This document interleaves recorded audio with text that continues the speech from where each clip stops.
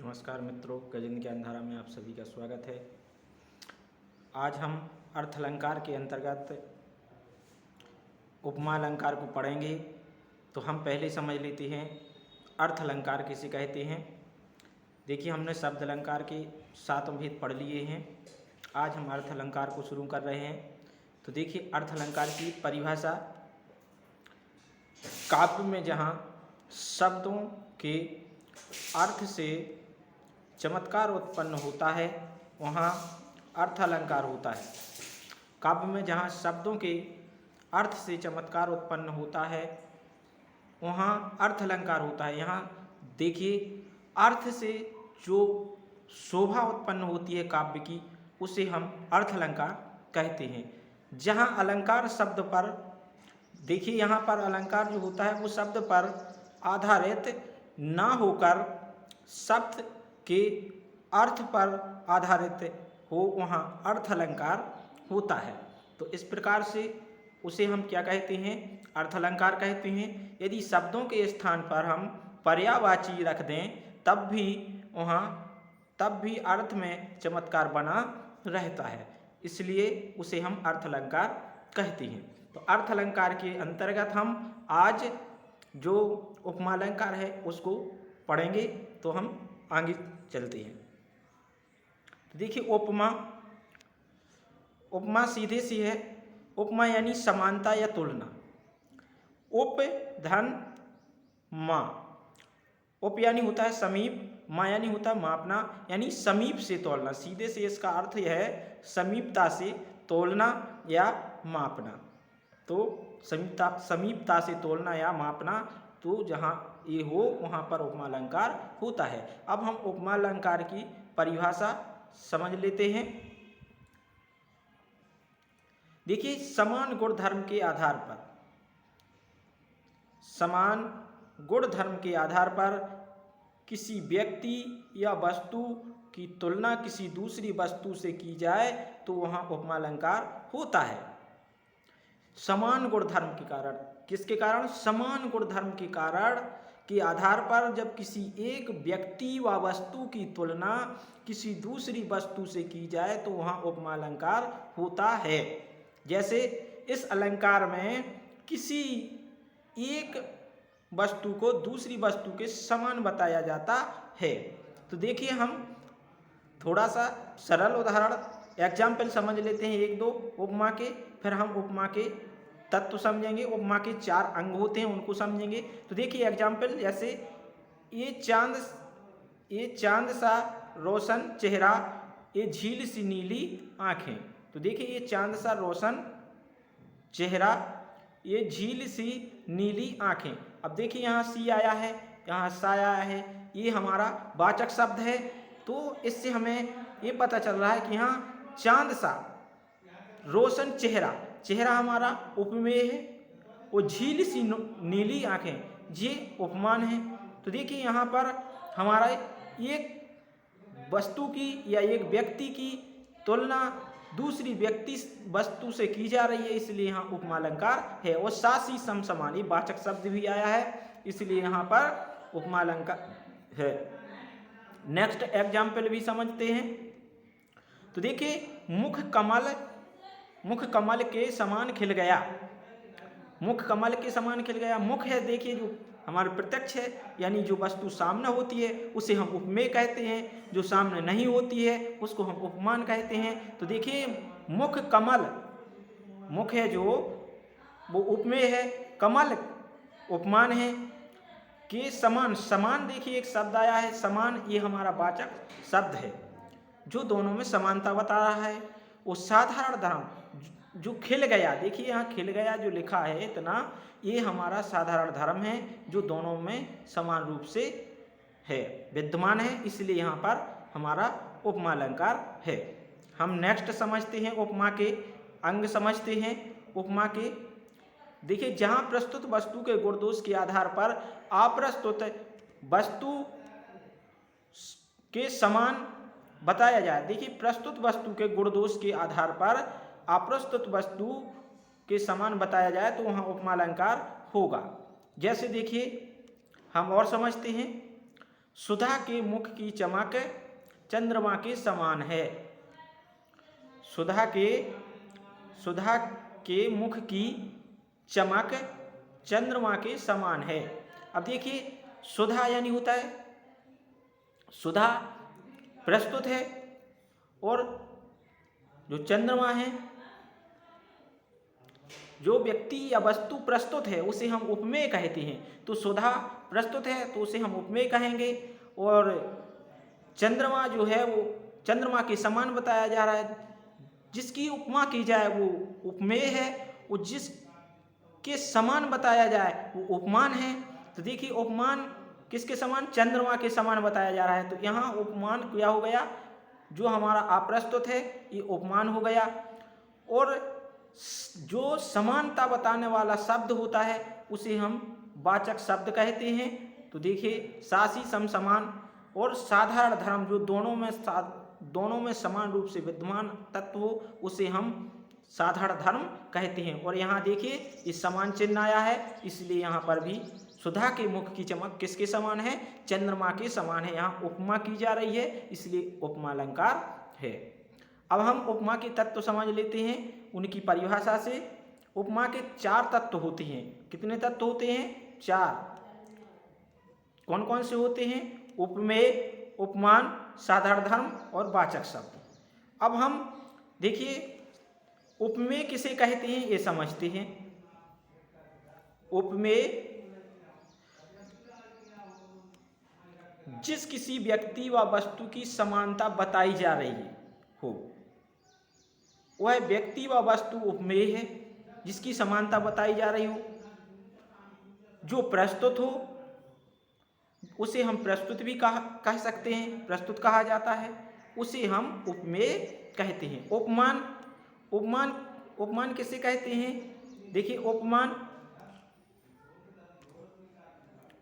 जो अप्रस्तुत है, जो प्रस्तुत नहीं है, जिस शब्द से व्यक्ति व वस्तु की तुलना की जा रही है। देखिए, जो प्रस्तुत है और जिस शब्द से उस प्रस्तुत व्यक्ति की तुलना की जा रही है वह शब्द ही उपमान है। कोई प्रसिद्ध वस्तु जिसके समान उपमेय को बताया जा रहा है, उपमेय को जिसके समान बताया जा रहा है, प्रसिद्ध व्यक्ति व वस्तु के समान बताया जा रहा है, वही उपमान है। अब हम समझ लेते हैं साधारण धर्म। साधारण धर्म वह गुण या क्रिया जो उपमेय व उपमान दोनों में हो, जिसके कारण दोनों में समानता बताई जाती हो या जाती है, उसे हम साधारण धर्म कहते हैं। वह गुण या क्रिया जो उपमेय व उपमान दोनों में हो, जिसके कारण दोनों में समानता बताई जा रही हो, तो उसे हम साधारण धर्म कहते हैं। वाचक शब्द जैसे उपमेय व उपमान को समान धर्म के साथ, उपमेय व उपमान को साधारण धर्म के साथ, जो साधारण धर्म होता है उसके साथ जोड़ने वाले शब्द वाचक शब्द कहलाते हैं। जैसे सासी सम समान, सा सी सम समान, सरस सरी के समतुल्य, सदृश, जैसा आदि ये चिन्ह होते हैं, जो पहचान चिन्ह होते हैं उपमा के, इन्हें हम वाचक शब्द कहते हैं। अब हम समझते हैं उदाहरण से। जैसे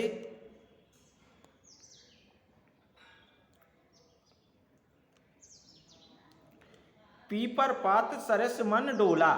तो देखिए, पीपर पात सरस मन डोला। अब देखिए, पीपर पात जो है, पीपर का जो पत्ता है वो हमारे पास प्रस्तुत तो है नहीं, तो उसको हम अप्रस्तुत मानेंगे, और जो अप्रस्तुत है उसे हम उपमान कहते हैं। वो जो दोनों में समानता बतलाता है वो वाचक शब्द कहलाता है। तो सासी सम समान हमने कहा था ये वाचक शब्द हैं, तो ये सरस आया है इसलिए वाचक शब्द है।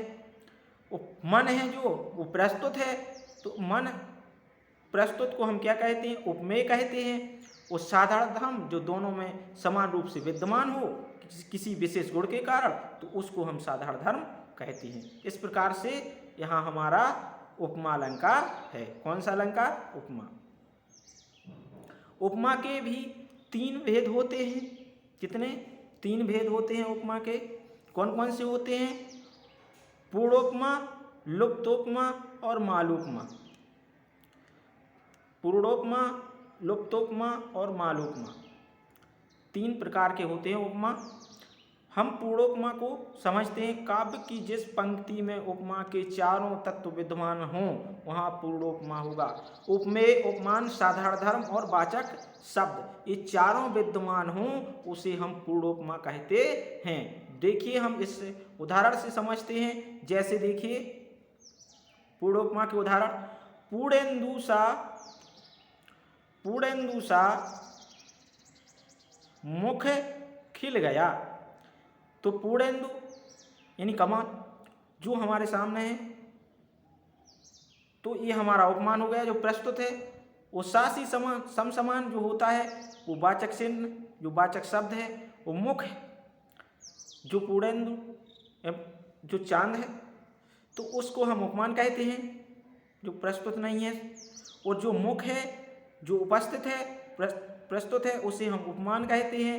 और जो खिल गया जो दोनों में समान रूप से विद्यमान है उसे हम क्या कहते हैं? साधारण धर्म कहते हैं। इसलिए यहाँ उपमा के 4 अंग हैं। उपमेय भी है और उपमान भी है और साधारण धर्म भी है और वाचक शब्द है। इसलिए हम पूर्ण उपमा से कहेंगे। उपमा के चारों तत्व विद्यमान हो वहाँ पूर्ण उपमा होगा।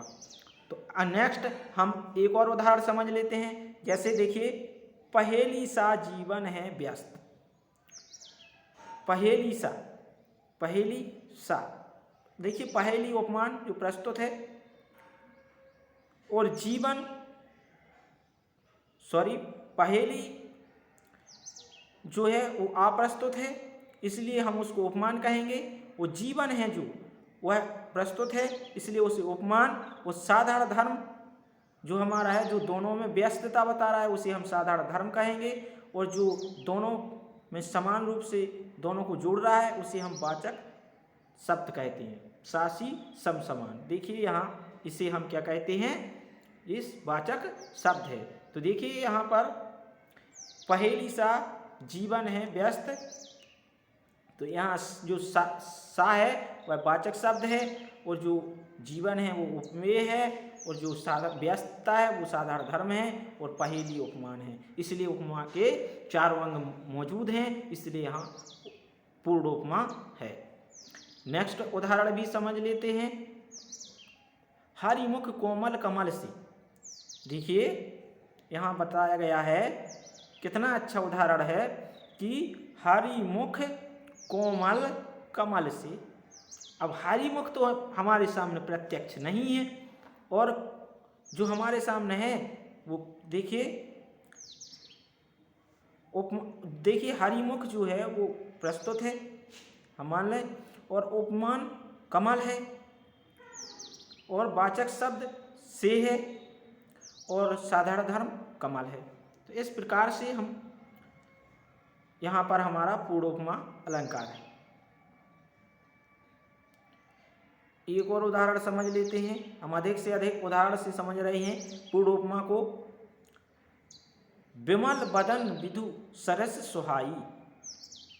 तो देखिए विमल बदन विधु सरस सुहाई। सरस हमारा वाचक शब्द है, सासी समसमान।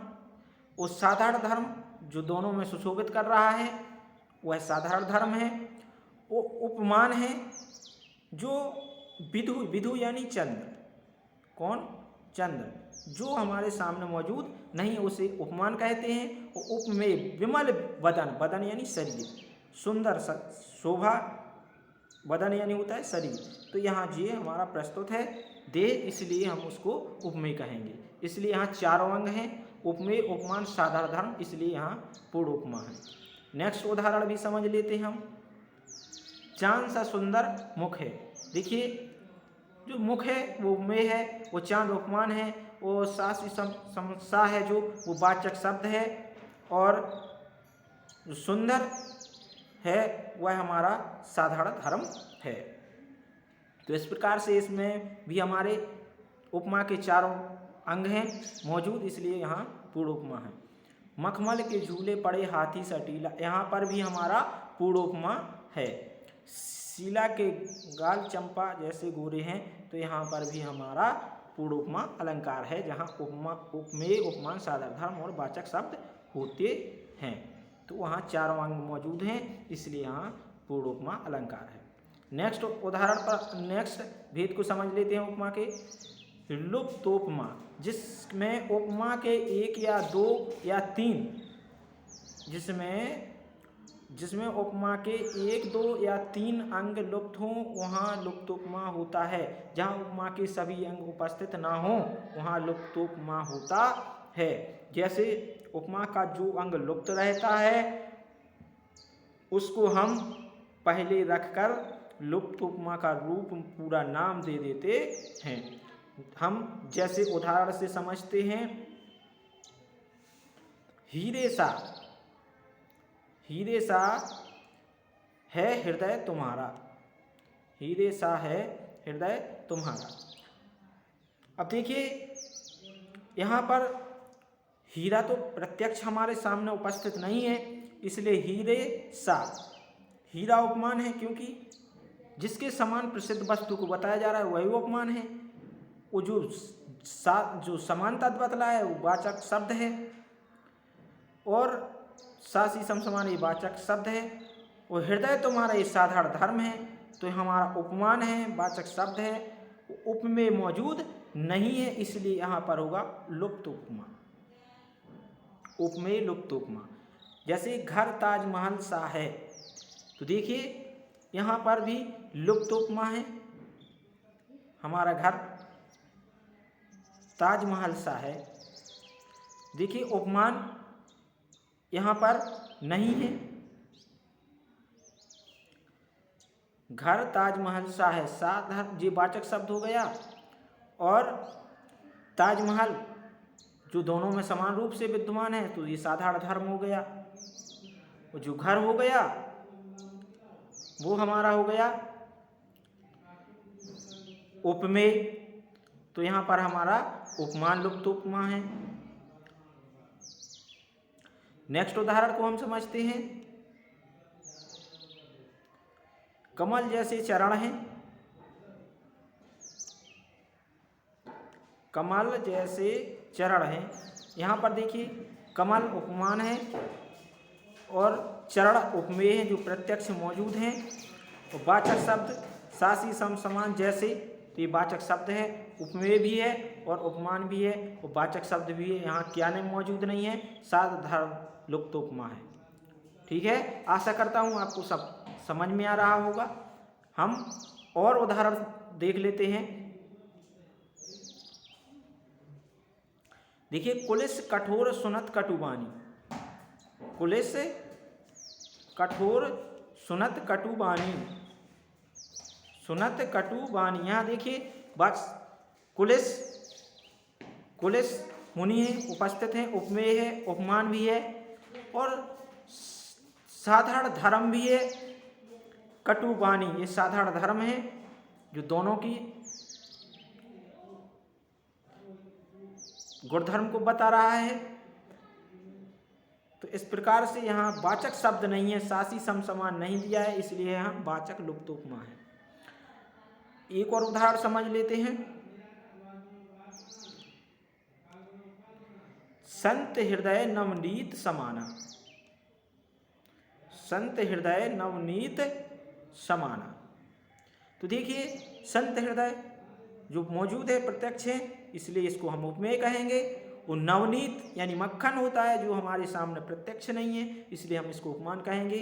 और जी समासासी समसमान जो समानता बतलाने वाले चिन्ह होते हैं उसे हम वाचक शब्द कहते हैं। तो यहाँ पर जो साधारण धर्म है जो दोनों में समान रूप से विद्यमान हो, यहाँ वह लुप्त है, इसलिए यहाँ पर साधारण धर्म लुप्त उपमा है। हम उपमा अलंकार का तीसरा भेद भी समझ लेते हैं, मालोपमा। देखिए जब किसी काव्य की पंक्ति में एक उपमेय के लिए काव्य की पंक्ति में एक उपमेय के लिए अनेक उपमानों का वर्णन किया जाए तो वहाँ मालोपमा होगा। अब देखिए समझ में आ रहा होगा कि जब किसी काव्य की पंक्ति में एक उपमेय को सिद्ध करने के लिए अनेक उपमानों का वर्णन किया जाए तो वहाँ मालोपमा होगा, यानी माला की तरह बन जाएंगे। इतने उपमान दिए जाएंगे उपमानों का वर्णन कि माला की तरह बन जाएगी। जैसे मुख चंद्र और कमल के समान है।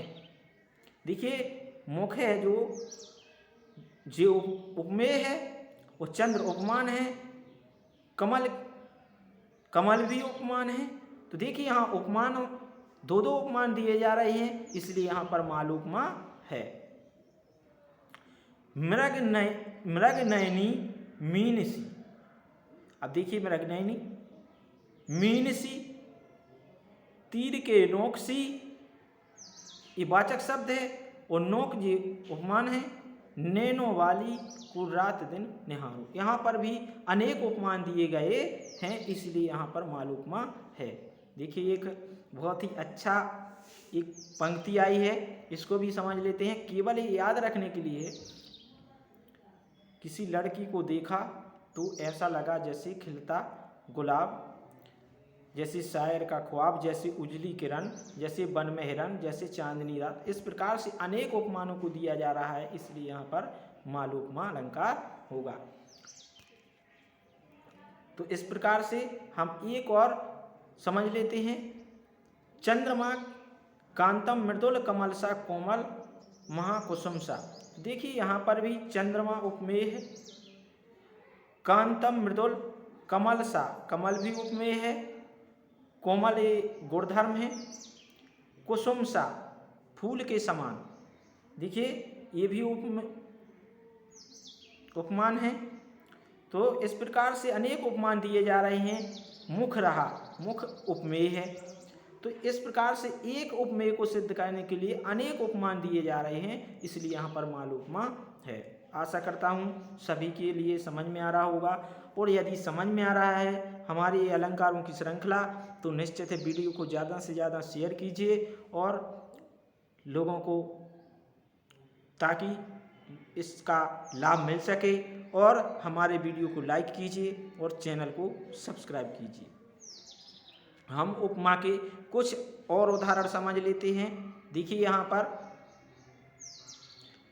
सिंधु सा विस्तृत अथा एक निर्वासित उत्साह। अब देखिए यहाँ पर इस आ गया विस्तृत, सिंधु यानी समुद्र के समान। तो यहाँ पर हमारा कौन सा उपमा अलंकार हो गया? सागर सा। देखिए ये सा आ गया। गंभीर हृदय हो गिरी सा ऊंचा, गिरी यानी पर्वत, गिरी सा ऊंचा हो जिसका मन। तो देखिए यहाँ पर हमारा उपमा अलंकार हो गया, क्योंकि एक की तुलना दूसरे से की जा रही है। हाय फूल सी, देखिए फूल सी देखिए आ गया। कोमल बच्ची ये उपमेय है।